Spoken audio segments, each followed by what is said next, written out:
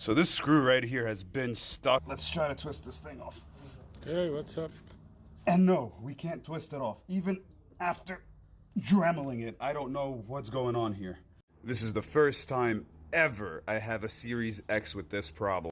I even put WD-40 on the bottom here, and I'm waiting and hoping for the best. Let's see what happens. Believe it or not, I can't open it. That's very strange. I'm gonna leave it overnight, soaking in the WD-40. Putting that WD-40, we got it out, so let's fix this Series X. So yeah, this was just a regular HDMI port, and we placed it here looking fresh. The legs have to be puddly like this. I'm gonna show you guys how to do this on live soon. But what I find fascinating here is, do you see the laser etching on the dot? How is the laser etching getting imprinted on the heatsink here?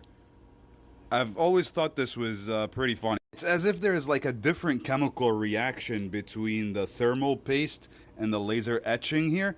And it might seem to be that it's laser etching plus a chemical. And I think Microsoft drop the towel on this one because, yeah, this is going to cause heat problems, of course. There is no amount of scrubbing that gets this stuff off. It's impossible. I just connected it here to test it, and we got it on the screen. Nice.